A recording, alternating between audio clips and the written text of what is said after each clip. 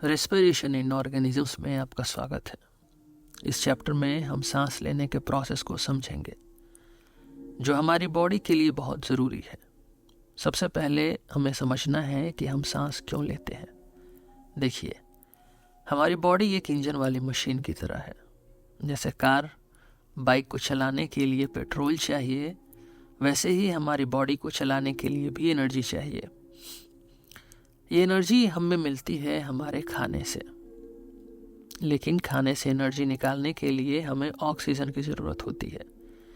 जैसे कार के इंजन में हवा जाती है ताकि पेट्रोल जले और कार चले, वैसे ही हमें भी ऑक्सीजन चाहिए होती है ताकि हम अपने खाने को जलाकर एनर्जी बना सकें। जब हम सांस लेते हैं तो ये ऑक्सीजन हमारे शरीर में जाती है। हमारा शरीर बहुत छोटे छोटे सेल्स से मिलकर बना होता है और ऑक्सीजन इन सेल्स तक पहुंचती है ताकि वो एनर्जी बना सके। रेस्पिरेशन का मतलब सिर्फ सांस लेना नहीं होता। सांस लेना इस प्रोसेस का एक हिस्सा है। रेस्पिरेशन का मतलब है ऑक्सीजन को शरीर के अंदर लेना और उससे एनर्जी बनाना। सांस लेके कैसे फूड को जला के एनर्जी बनाई जाती है, इसे रेस्पिरेशन कहा जाता है। जब सारे सेल्स ऑक्सीजन का यूज करके खाने को जला के एनर्जी बनाते हैं तो इसे सेलुलर रेस्पिरेशन कहा जाता है। सांस लेने को इनहेलेशन कहा जाता है और सांस छोड़ने को एक्सहेलेशन। जब हम एक बार सांस लेते हैं और एक बार छोड़ते हैं तो उसे एक ब्रेथ कहा जाता है, और 1 मिनट में हम कितनी बार इसे करते हैं उसे ब्रीदिंग रेट कहा जाता है। जब हम खाना खाते हैं तो हमारे खानों से हमें ग्लूकोज मिलता है। ये ग्लूकोज एक तरह का शुगर है जो हमारे बॉडी के सेल्स को एनर्जी देता है, लेकिन ग्लूकोज को एनर्जी में बदलने के लिए ऑक्सीजन की ज़रूरत होती है। जब ऑक्सीजन मिलती है तो ग्लूकोज की पूरी एनर्जी हमें मिल जाती है, लेकिन कभी कभी हमारे सेल्स को पूरी ऑक्सीजन नहीं मिल पाती या कम मिलती है। ऐसे में भी हमारे सेल्स ग्लूकोज की एनर्जी को यूज करने की कोशिश करते हैं, पर क्योंकि ऑक्सीजन नहीं होती इसलिए इन्हें कम एनर्जी मिलती है। ऑक्सीजन के होने से अगर ग्लूकोज की 100% एनर्जी हमें मिलती है तो बिना ऑक्सीजन के सिर्फ 5% ग्लूकोज की एनर्जी मिलती है। ऑक्सीजन के मौजूदगी में जब ग्लूकोज की एनर्जी को तोड़ा जाता है तो उसे एरोबिक रेस्पिरेशन कहा जाता है, और जब हवा नहीं होती तो उसे एनएरोबिक रेस्पिरेशन कहा जाता है। चलिए इसे थोड़ा डिटेल में समझते हैं। एरोबिक रेस्पिरेशन एक ऐसा प्रोसेस है जिसमें ऑक्सीजन का यूज करके ग्लूकोज को एनर्जी में बदला जाता है। इस प्रोसेस में ज़्यादा एनर्जी मिलती है और ये हमारे शरीर में रेगुलरली होता है। एरोबिक रेस्पिरेशन में ऑक्सीजन और ग्लूकोज मिलकर कार्बन डाइऑक्साइड, पानी और एनर्जी बनाते हैं।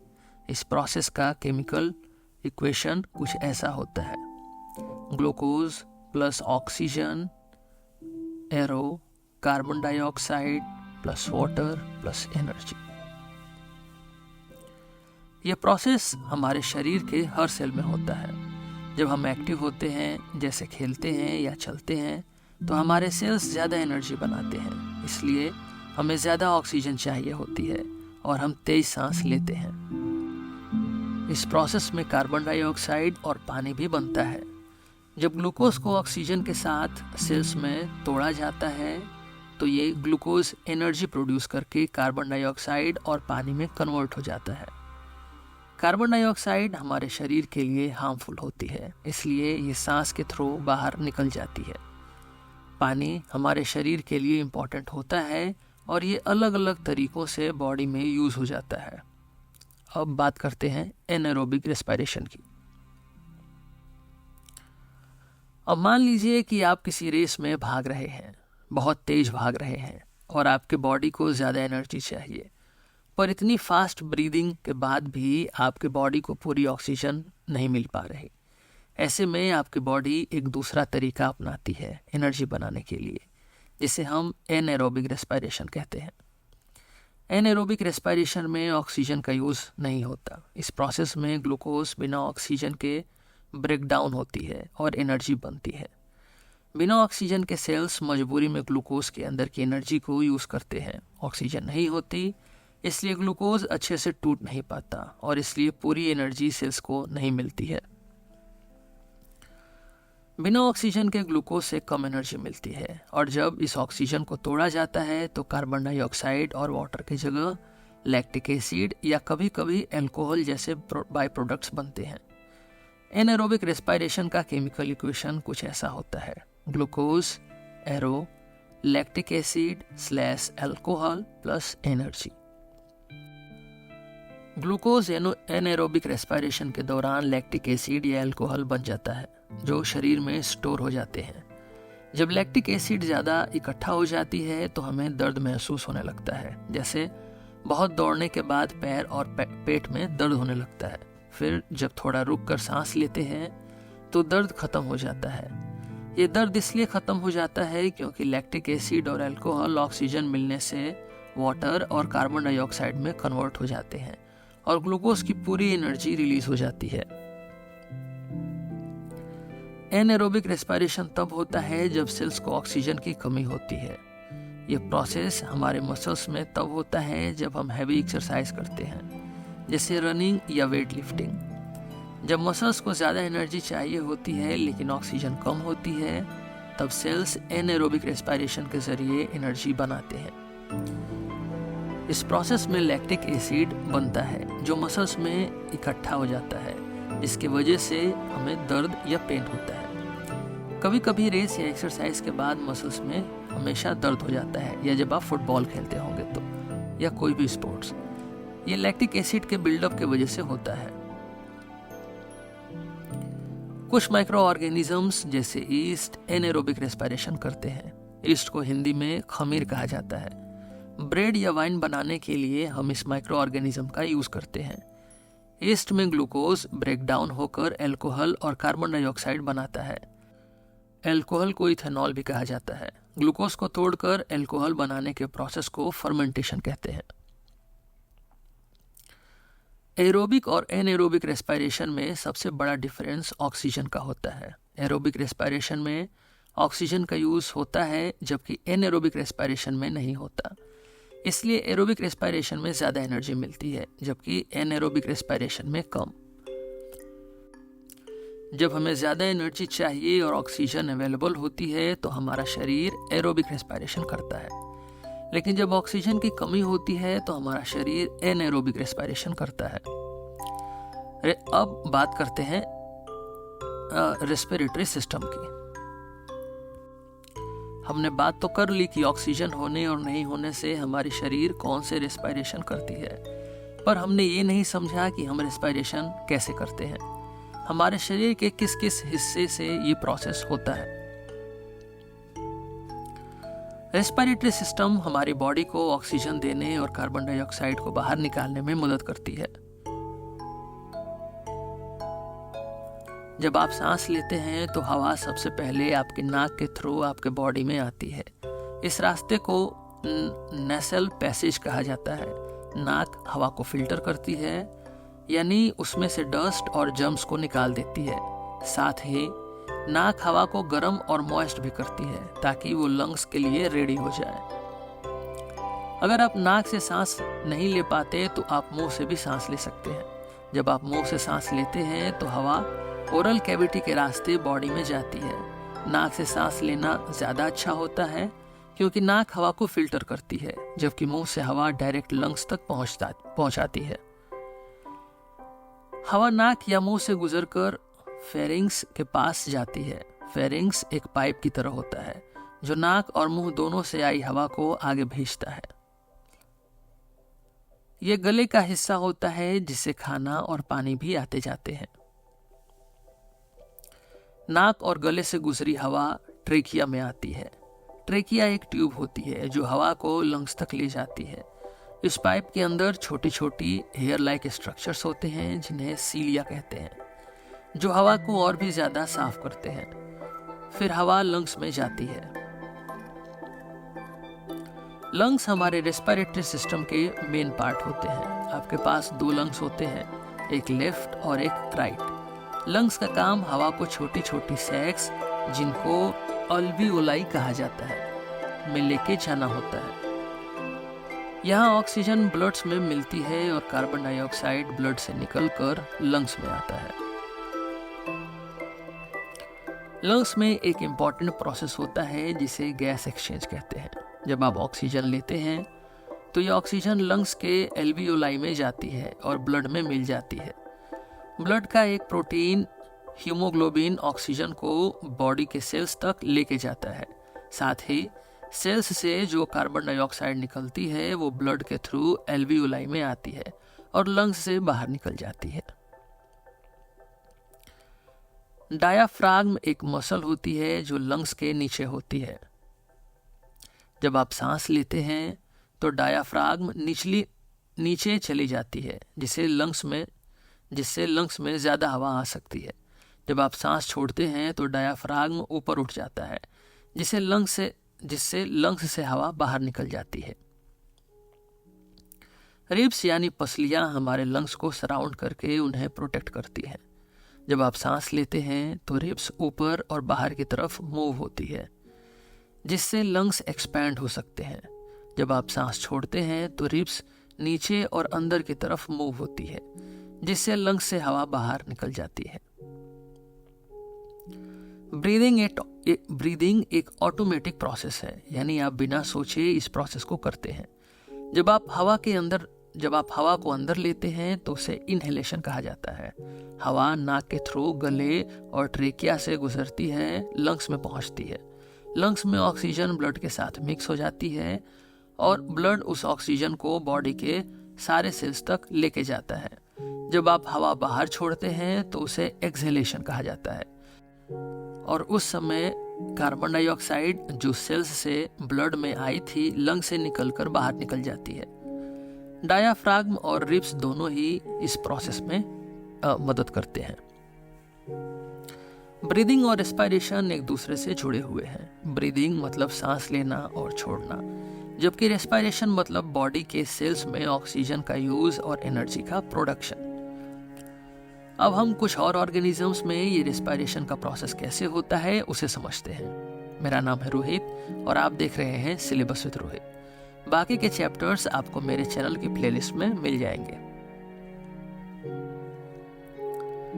अब बात करते हैं रेस्पिरेशन इन इंसेक्ट्स की। इंसेक्ट्स जैसे कि ग्रास हॉपर्स, कॉकरोचेस, बीज और बटरफ्लाइज का रेस्पिरेटरी सिस्टम ह्यूमन से अलग होता है। इंसेक्ट्स के बॉडी में लंग्स नहीं होते, बल्कि एक स्पेशल सिस्टम होता है जिसे ट्रेकियल सिस्टम कहा जाता है।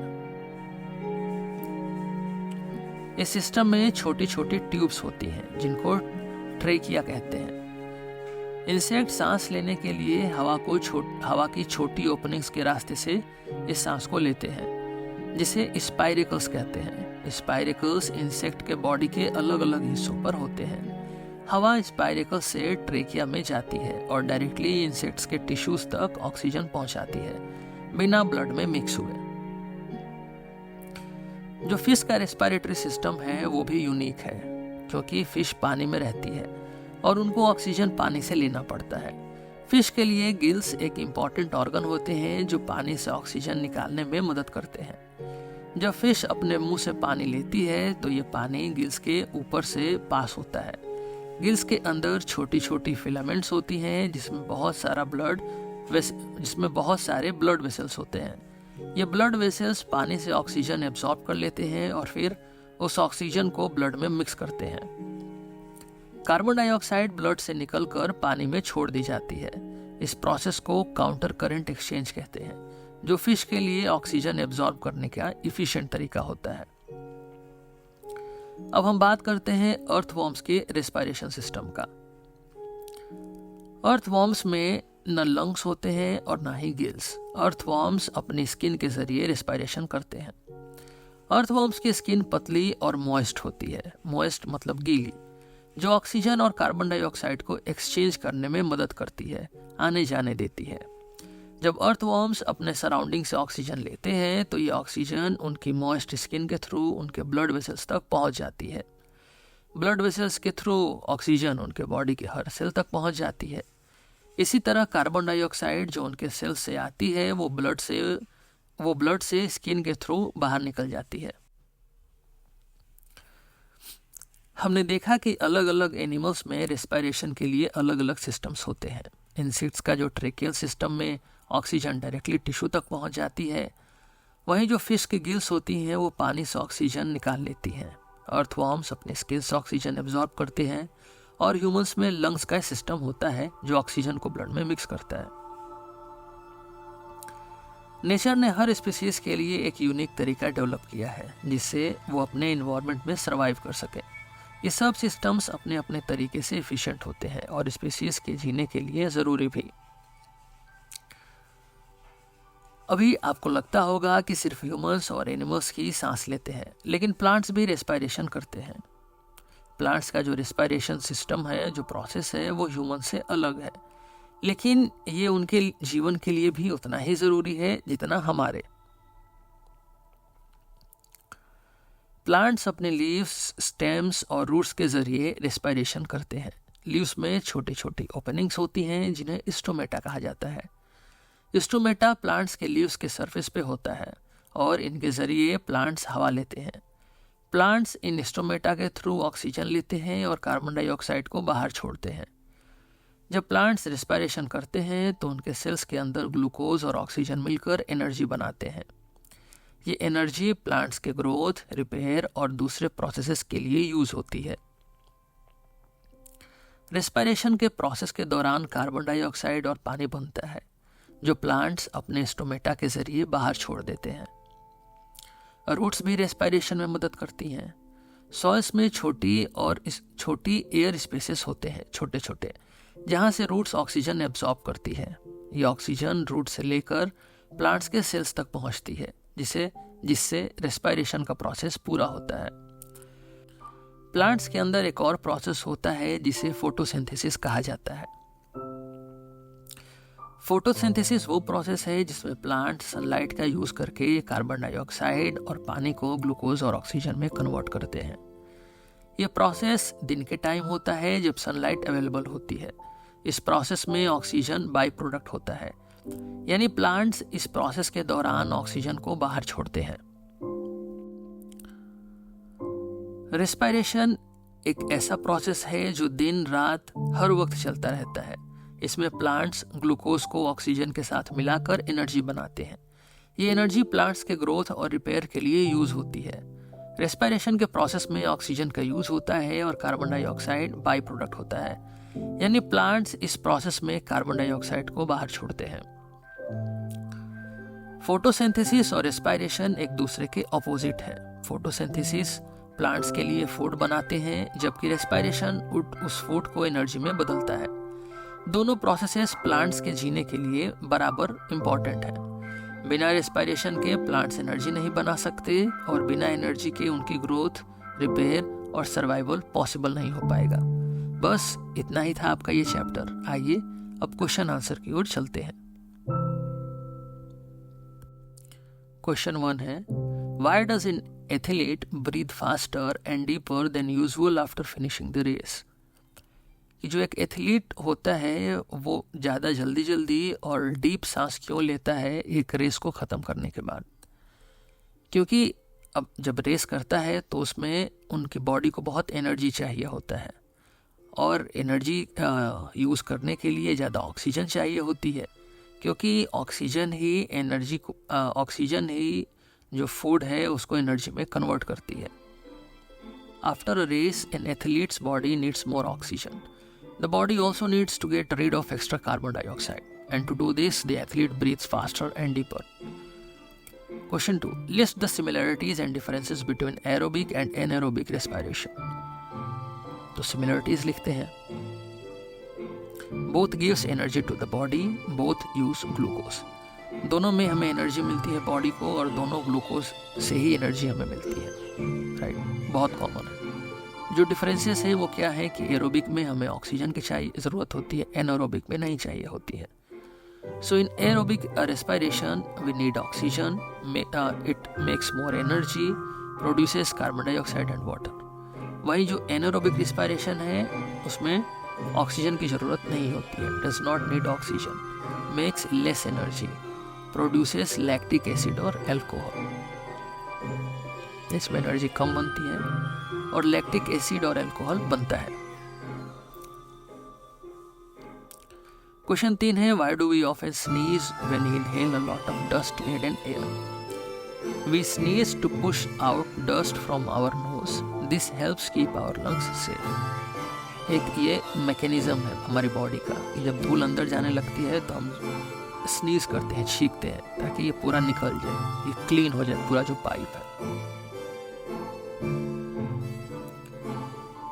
क्वेश्चन 4 है, take 3 test tubes, fill 3/4 of each with water, label them A, B, C. Keep a snail in test tube A, a water plant in test tube B and in C. Keep snail and plant both. Which test tube would have the highest concentration of CO2? हमें 3 test tube लेनी है, उन सब में 3/4 पानी भर देना है, तीनों को A, B, C कर देना है, और जो पहला टेस्ट ट्यूब है उसमें एक स्नेल डाल देंगे, और जो दूसरा टेस्ट ट्यूब है उसमें हम एक वाटर प्लांट डाल देंगे, और तीसरे में हम दोनों को डाल देंगे, स्नेल को भी और प्लांट को भी। हमें ये बताना है कि कौन से टेस्ट ट्यूब में सबसे ज़्यादा कार्बन डाइऑक्साइड का कंसंट्रेशन होगा। अब यहाँ पे देखिए कि जो प्लांट्स हैं वो कार्बन डाइऑक्साइड एब्जॉर्ब करते हैं, और जो स्नेल है वो कार्बन डाइऑक्साइड प्रोड्यूस करती है। तो सबसे अधिक कार्बन डाइऑक्साइड कहाँ पे होगा? जहां पे स्नेल होगी, है ना। तो अभी इसका हम आंसर लिख देंगे जल्दी से। Test tube A will have the most carbon dioxide, the snail breathes out carbon dioxide and there is no plant to absorb it. ये हमारा रीजन हो जाएगा। क्वेश्चन 5 है, टिक द करेक्ट आंसर, जो सही है उस पर टिक मारना है। In cockroaches air enters the body through, cockroaches में जो एयर है वो बॉडी में किस रास्ते से जाती है? वो जाती है स्पाइरिकल्स के थ्रू। क्वेश्चन बी है, during heavy exercise we get cramps in the legs due to the accumulation of. Heavy exercise में हमारे लेग्स में क्रैम्प्स, दर्द होने लगते हैं, ऐसा क्यों होता है? वो होता है लैक्टिक एसिड की वजह से, जो प्रोड्यूस हो जाती है एनारोबिक रेस्पिरेशन के कारण। सी है, normal range of breathing rate पर minute in an average adult person at rest is. ये आप अपना काउंट करके लिख सकते हैं अगर आपके एग्जाम में आ गया तो ये 15 से 18 के आसपास रहता है। During exhalation the ribs move downwards. Exhalation में जो हमारी हड्डियां हैं वो नीचे की तरफ, पीछे की तरफ डाउन होती हैं जब आप सांस छोड़ते हैं तो।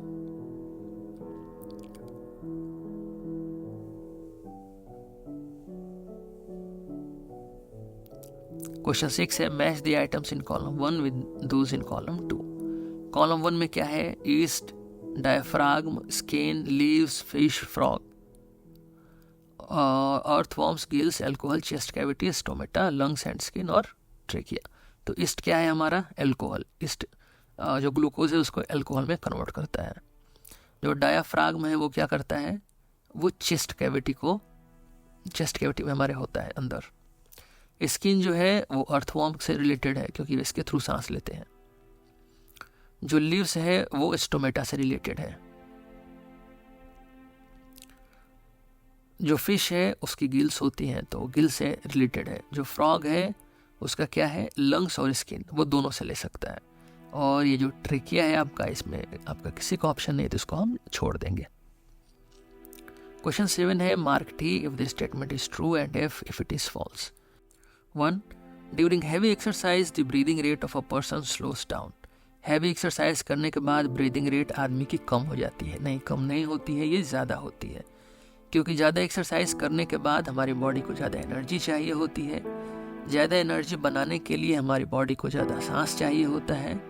ज़्यादा सांस लेने के लिए जब हम ज़्यादा सांस लेते हैं तो हमारी ब्रीदिंग रेट बढ़ जाती है, क्योंकि ब्रीदिंग रेट क्या होती है कि हम कितनी बार सांस ले रहे हैं 1 मिनट में। हम ज़्यादा सांस लेंगे तो ब्रीदिंग रेट हमारी बढ़ जाएगी। तो ये आपका ऑप्शन फॉल्स होगा। क्वेश्चन 2 है plants carry out photosynthesis only during the day and respiration only at night. ये आपका गलत है। गलत इसलिए है क्योंकि रेस्पिरेशन सिर्फ रात में नहीं होता है, रेस्पिरेशन दिन और रात दोनों समय होता है। फोटोसिंथेसिस से प्लांट्स अपने लिए एनर्जी बनाते हैं, खाना, पर उस खाने को ये यूज करने के लिए तो रेस्पिरेशन करेंगे ही, तो वो रेस्पिरेशन करते हैं और रेस्पिरेशन करने के लिए ये सांस लेते हैं, और जब ये सांस लेते हैं तो उसको रेस्पिरेशन कहा जाता है। तो ये आपका फॉल्स है। थर्ड है frogs breathe through their skins as well as their lungs. ये सही है। जब पानी में होते हैं तो अपने स्किन से ब्रीथ करते हैं। कितने कूल एनिमल हैं देखिए। फोर्थ है the fishes have lungs for respiration. Fishes के पास लंग्स होती है, लंग्स नहीं होती हैं, गिल्स होती हैं। ये फॉल्स हो जाएगा आपका। फिफ्थ है the size of the chest cavity increases during inhalation. जो चेस्ट कैविटी की जो हमारी छाती है वो सांस लेते हैं तो बढ़ जाती है। ये ट्रू है, क्योंकि हम सांस लेते हैं तो हवा को भरना होता है, फिल करना होता है। किसी भी बैलून में अगर आपको हवा भरना है तो आपको बैलून को फैलाना पड़ेगा। क्वेश्चन 8 है given below is a square of letters. इसमें कुछ वर्ड्स छुपे हुए हैं और इसको ढूंढना है। एग्जाम में तो ये नहीं आएगा, मैंने यहाँ पर नोट के लगा दिए हैं। अगर आपको चाहिए तो आप देख लीजिए। इसके आंसर्स भी नीचे हैं, ये रहे। क्वेश्चन 9 है the mountaineers carry oxygen with them because.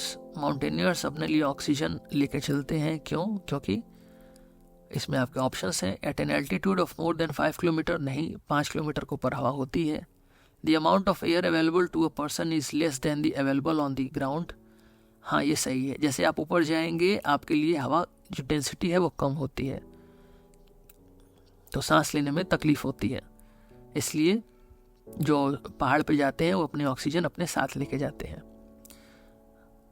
C the temperature of air is higher than that on the ground. नहीं, इसके लिए नहीं होता है। The pressure of air is higher, नहीं ये भी गलत है। तो बी होगा इसका the amount of air available to a person is less. This means there is less oxygen in the air at high altitude, so they need to carry extra oxygen to breathe properly. बस इसके साथ ही आप इसके साथ आपका ये chapter खत्म हुआ। साइंस देखने और समझने के लिए आपका धन्यवाद।